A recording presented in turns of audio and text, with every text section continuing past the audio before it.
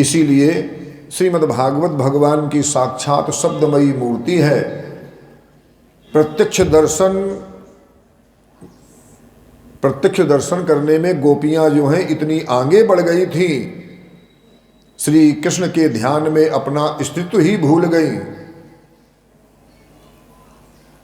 मैं स्त्री हूं ये भी सब भूल गई। लाली देखन मैं गई, मैं भी हो गई लाल।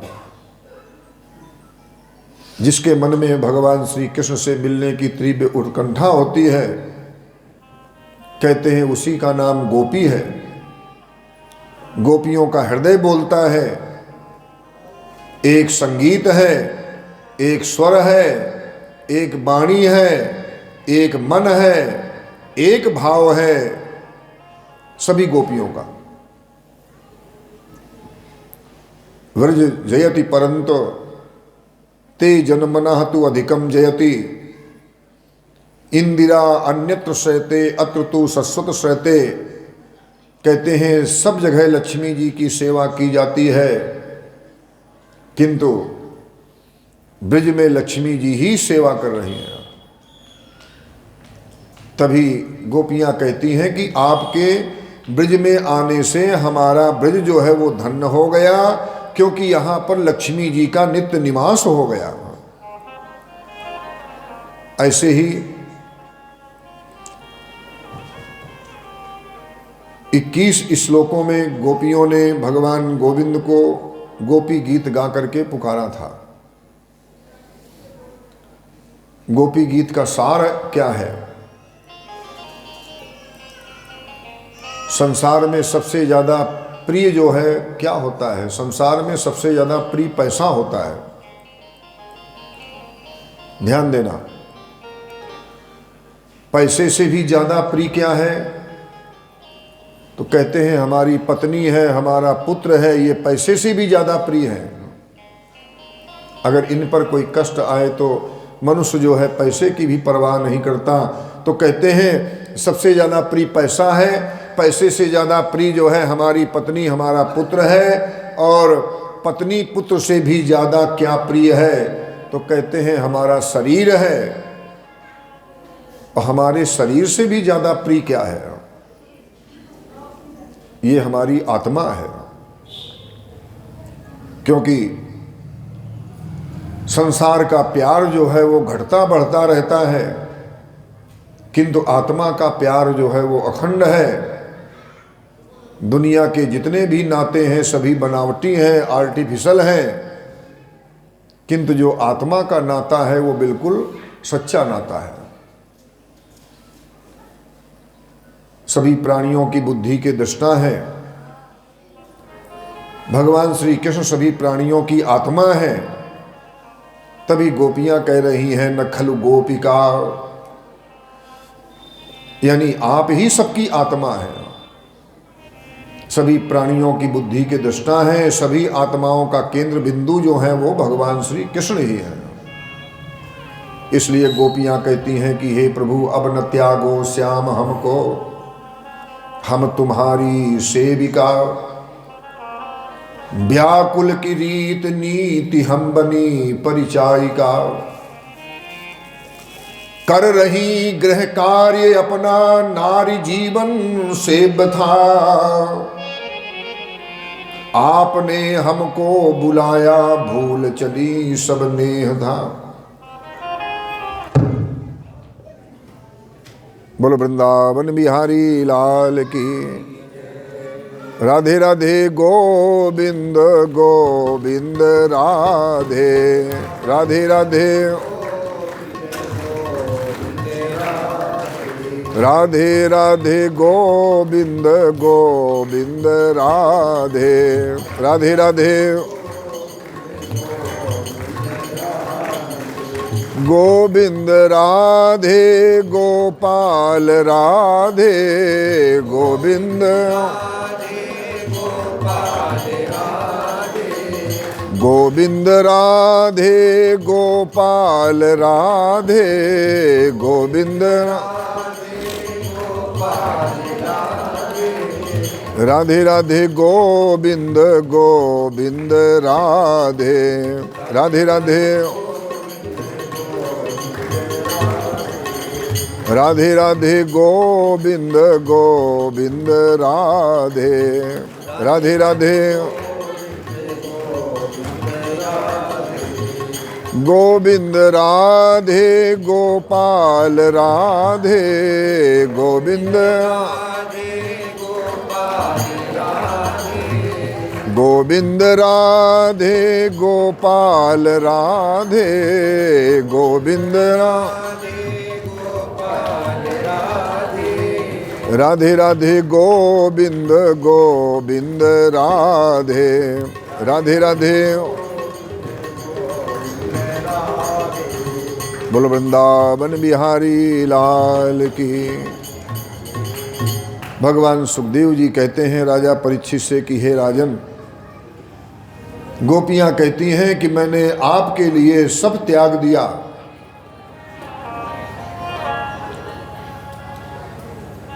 गोपियों का प्रेम जो है वो आदर्श प्रेम है। एक बार अकबर बीरबल चले जा रहे थे। अकबर ने देखा कि एक जगह पर हिरण हिरणी मरे पड़े थे।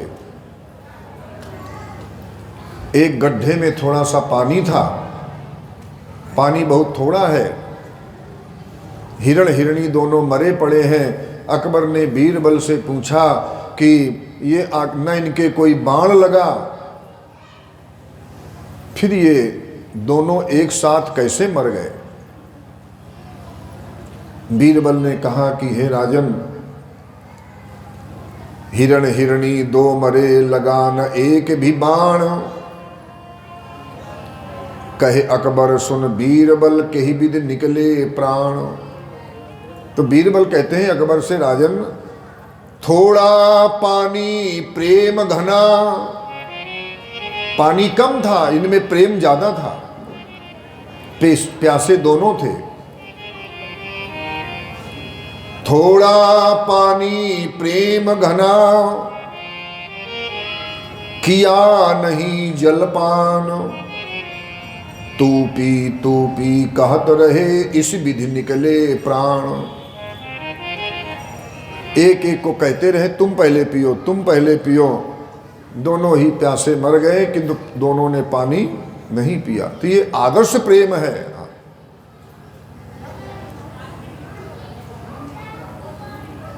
कई महीने तक महारास लीला हुई, किंतु भगवान गोविंद के अंदर, किसी गोपी के अंदर कोई विकार नहीं पैदा हुआ। क्योंकि जिस समय कामदेव ने भगवान शंकर की समाधि खोल दी, ब्रह्मा जी के ऊपर भी प्रहार कर दिया, कामदेव भगवान नारायण के पास गया। भगवान नारायण से कहता है, प्रभु मैं तुम्हारे साथ भी युद्ध करना चाहता हूं, क्योंकि ये भगवान नारायण का पुत्र है। काम का निवास चित्त में है, चित्त के अधिष्ठाता देवता जो हैं भगवान विष्णु हैं, भगवान वासुदेव हैं। भगवान नारायण से कहता है मैं तुमसे भी युद्ध करना चाहता हूं। तो भगवान नारायण ने कहा कि हे कामदेव, अरे अभी तो हमारे साथ युद्ध करके कोई फायदा होगा नहीं। ऐसा करो, तुम प्रतीक्षा करो, द्वापर युग में मैं कृष्ण के रूप में आऊंगा, फिर एक नहीं असंख्य गोपियां होंगी और फिर मेरा तेरा युद्ध होगा। कामदेव भी आया है, भगवान शंकर जो है निर्णायक बन करके आए हैं। श्री वृंदावन की भूमि को सब ही नमावत माथ, जहां आय गोपी बने श्री गोपेश्वर नाथ। उस रास लीला में भगवान शंकर भी गोपी बन गए, निर्णायक बन करके आए हैं। किंतु किसी के अंदर कोई विकार नहीं पैदा हुआ।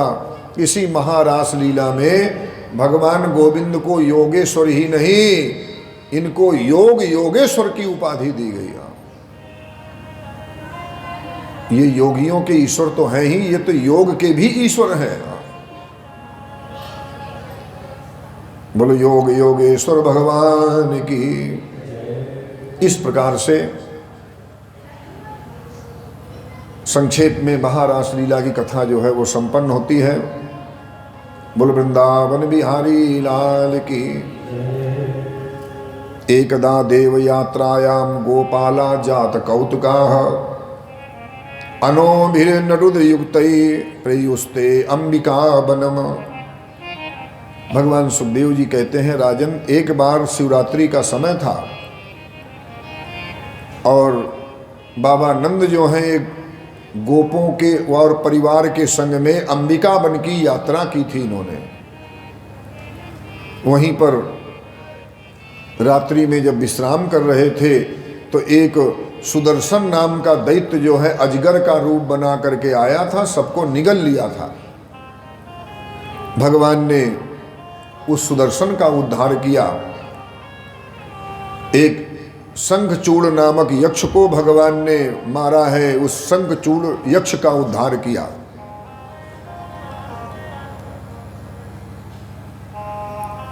आगे अब भगवान गोविंद जो है मथुरा जाने वाले हैं। 11 साल 7 महीने के हो गए। 11 साल 7 महीने जो है, इतने ही समय तक वो बाबा नंद के यहाँ, माता यशोदा के यहाँ रहे थे। कंस ने जो है अक्रूर जी को बुलाया। अक्रूर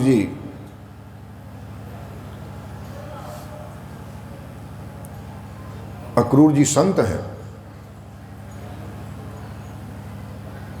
कहते हैं जब तक हम संत का माध्यम नहीं लेंगे, बिना संत के आश्रय के भगवंत की प्राप्ति हमें नहीं हो सकती है। इसीलिए रावण अगर भगवान से मिलना चाहता है तो उसने विभीषण जैसे संत को माध्यम बनाया और कंस ने अक्रूर जी जैसे संत को माध्यम बनाया। महाराज अक्रूर जी, कंस ने कहा है कि तुम चले जाइए और जाकर के किसी बहाने कन्हैया को यहां ले आइए। अब देखो, अक्रूर जी भगवान के भक्त हैं, अक्रूर जी संत हैं, इसीलिए वो बाबा नंद के भी मित्र थे, वसुदेव जी के भी मित्र थे और कंस के भी मित्र थे। क्योंकि संत जो होता है वो सभी का मित्र होता है। महाराज अक्रूर जी सुंदर रथ सजाया है। रथ सजा करके चले जा रहे थे। रास्ते में सोच रहे हैं, जब मैं कन्हैया के पास जाऊंगा तो कन्हैया जो है दौड़ करके आएगा, हमारे चरणों में गिर पड़ेगा, कहेगा आओ काका बड़े दिनों में आए हो। एक मन कहता है कहीं ऐसा ना हो कन्हैया समझ ले कि मैं उसको मारने के लिए लेने जा रहा हूं,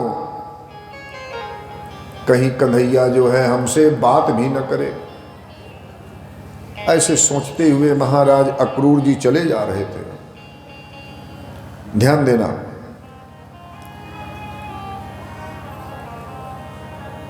भगवान सुखदेव जी कहते हैं, राजन आनंद का नाम ही ईश्वर है, ईश्वर का नाम ही आनंद है। प्रत्येक मनुष्य का हृदय जो है वो वृंदावन है। प्रत्येक व्यक्ति के हृदय में राक्षस भी रहते हैं। राक्षस मतलब देखो, हर एक आदमी का हृदय वृंदावन है। सबके हृदय के अंदर राक्षस भी हैं। जैसे काम, क्रोध, लोभ, मद, मोह, मत्सर, ये सब राक्षस हैं, सबके हृदय में रहते हैं। किंतु अगर हम अपने हृदय में हृदय रूपी वृंदावन में अगर हम कन्हैया को बसा लें, तो अगर हम कन्हैया को बसा लेते हैं तो फिर जो राक्षस हृदय में हमारे वृंदावन में हैं उनको मारने की जरूरत फिर नहीं है, उनको तो भगवान अपने आप ही मार देते हैं। जरूरत है कि हम अपने हृदय रूपी वृंदावन में भगवान गोविंद को बसाएं। ममता तरुण तमी अंधियारी, राग द्वेष उलूक सुखकारी, तब लग बसत जीव मन माही, जब लग प्रभु प्रताप रवि नाही। परमात्मा के अंदर समता भी है, परमात्मा के अंदर ममता भी है, परमात्मा के अंदर वीरता भी है, परमात्मा के अंदर पवित्रता भी है। परमात्मा के आँख में जो है वो समता है, परमात्मा के हृदय में जो है वो ममता है, परमात्मा के हाथों में वीरता है और भगवान के चरणों में जो है वो पवित्रता है। इसीलिए बहुत संत लोग जो है केवल भगवान के चरणों की ही पूजा करते हैं। यहाँ से आगे भगवान की वियोग लीला शुरू होती है। अक्रूर जी शाम के समय भगवान गोविंद के धाम में पहुँचे हैं और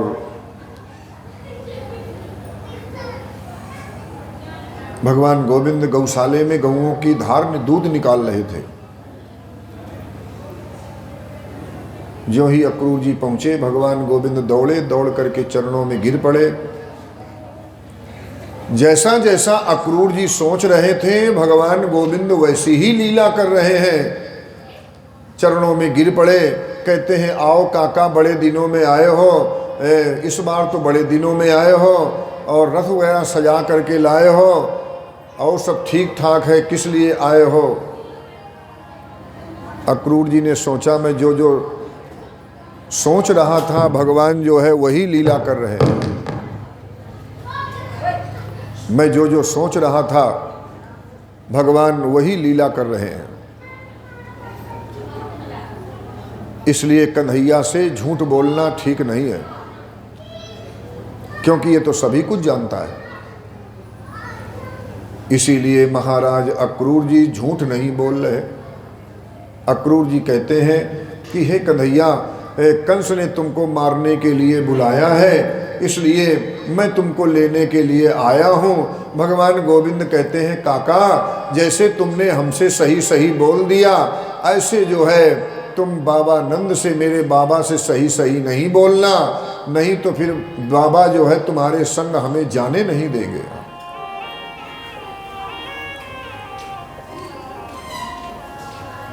जब तक वियोग नहीं होता है तब तक संयोग की पुष्टि नहीं होती।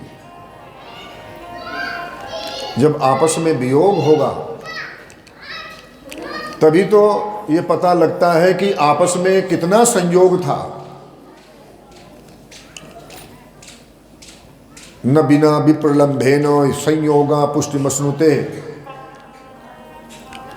कहते हैं संयोग की क्षमता शाश्वत करने के लिए वियोग का होना बहुत आवश्यक है। बिना वियोग के संयोग की पुष्टि नहीं होती।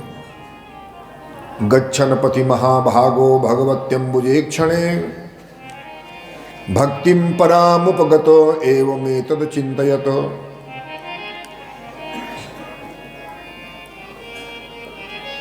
बाबा नंद से मिले अक्रूर जी ने बाबा नंद से कहा कि कंस ने तुम्हारे लाला की बड़ी बड़ाई सुनी है, इसलिए एक बहुत बड़ी यज्ञ करवाई है, उसी यज्ञ में सम्मान करने के लिए तुम्हारे लाला को बुलाया है। बाबा नंद तो बड़े प्रसन्न हुए, मेरे लाला को मथुरा में सम्मान किया जाएगा, इसलिए खूब सुंदर अगले दिन सजा करके और बलदाऊ जी भगवान गोविंद अक्रूर जी के साथ रथ में विराजमान हुए। ग्वाल बाल बाबा नंद भी अलग अलग रथों में सवार होकर के मथुरा की ओर चल पड़े।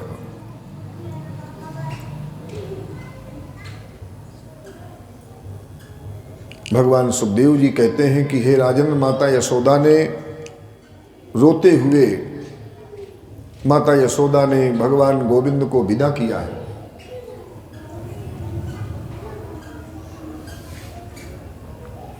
अगर भगवान गोविंद सभी से कहते हैं मैं परसों आ जाऊंगा, मैं मामा के यहाँ यज्ञ देखने जा रहा हूं, मैं परसों आ जाऊंगा। अगर इस बक्से में दिक्कत हो तो बंद कर दो बिल्कुल, तो इसको तुम्हें चलाना तो है नहीं, क्या फायदा, हम बीच में क्या कहें। इसको बंद कर दो बिल्कुल, क्यों खराब करो।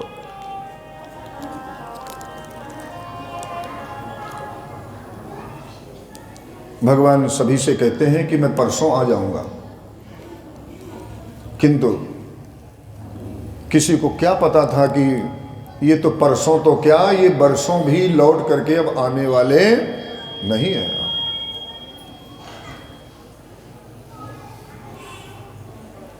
भगवान गोविंद की ऐसी वियोग लीला है। 11 साल 7 महीने की उम्र में बाबा नंद, यशोदा, गोपियां सबको छोड़ करके गए थे और फिर जीवन भर कभी भी लौट करके नहीं आए थे, जीवन भर नहीं आए।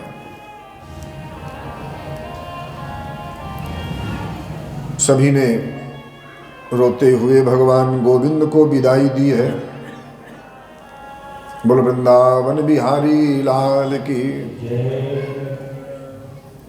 हमारे श्याम मत जाओ,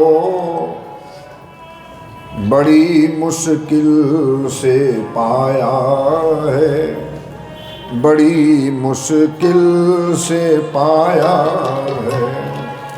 हमारे श्याम मत जाओ, बड़ी मुश्किल से पाया है, बड़ी मुश्किल से आया।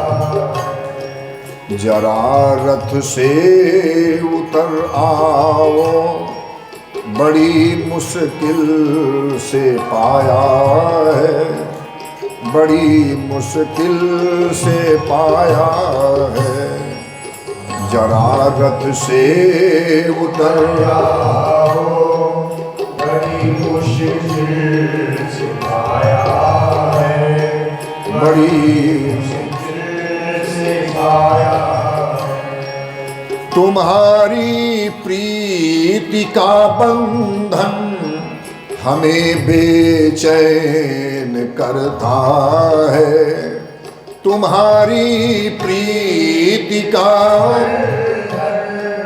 हमें बेचैन करता है। हमें तुम छोड़ मत जाओ, तुम्हें माँ ने बुलाया है, तुम्हें माँ ने बुलाया है। हमारे श्याम मत जाओ, बड़ी मुश्किल से पाया है, बड़ी मुश्किल से आया है। तुम्हारे बिन मेरे कान्हा कहाँ जीवन में शांति है, तुम्हारे बिन मेरे कान्हा कहाँ जीवन में शांति है। हमारे दिल में वो मोहन, बड़ी इस क्षण अशांति है, बड़ी इस क्षण। हमें दर्शन दिखा जाओ, तुम्हें माँ ने बुलाया है, तुम्हें माँ ने। हमारे श्याम मत जाओ, बड़ी मुश्किल से पाया है, बड़ी मुश्किल से पाया है। आज रोते हुए सभी लोग भगवान गोविंद को विदाई दे रहे हैं। राधा रानी जी आ गई, रास्ते में मिली हैं। भगवान गोविंद कहते हैं, हे राधे, हमारा तुम्हारा शरीर से वियोग हो रहा है, क्योंकि गोलोक धाम में श्री दामा ने राधा को श्राप दिया था कि जब तुम मृत्यु लोक में जाओगी मनुष्य शरीर में, उस समय 100 साल तक तुम्हारा भगवान गोविंद से वियोग रहेगा, 100 साल तक। तो इसके बाद 100 साल के बाद जो है, 100 साल के बाद भगवान गोविंद उनको मिले थे कुरुक्षेत्र में। महारानी राधा रानी को रोता हुआ देख करके भगवान गोविंद को भी रोना आ गया। अपने अपने मैक खुले रखो, हाँ, बंद न करना। इसलिए जब भगवान गोविंद जोर जोर से रोने लगे, महाराज अक्रूर जी रथ हाँक रहे थे। देखो कैसी अद्भुत लीला है। राधा रानी रो रही हैं, देख करके भगवान गोविंद भी रोने लगे। अब हुआ क्या कि भगवान गोविंद तो जोर जोर से बाहर बाहर रो रहे हैं, किंतु महारानी राधा रानी को देख करके जब भगवान जोर जोर से रोने लगे, अक्रूर जी ने देखा तो अक्रूर जी भीतर भीतर रोने लगे। अक्रूर जी सोच रहे हैं, मैं तो इनको परमात्मा समझता था, कहीं ऐसा ना हो कि मैं इनको कंस के पास लेकर के जाऊं, कंस इनको मार दे और कलंक जो है हमारे ऊपर लग जाए।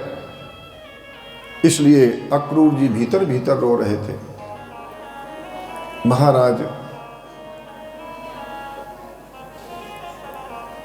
भगवान गोविंद समझ गए।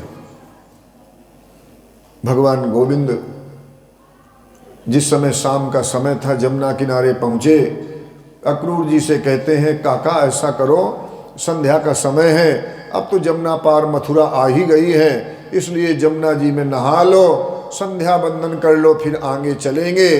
भगवान गोविंद बलदाऊ तो रथ में बैठे हैं, किंतु ज्यों ही महाराज अक्रूर जी स्नान करने के लिए जमुना जी में प्रवेश किए, क्या देख रहे हैं कि कन्हैया जो है अंदर खड़ा हुआ है। फिर उछल करके देखा तो वो तो रथ में बैठे हैं, और फिर डुबकी लगाई, वो तो अंदर खड़े हैं। 1-2 बार नहीं, 10-20 डुबकी लगाई।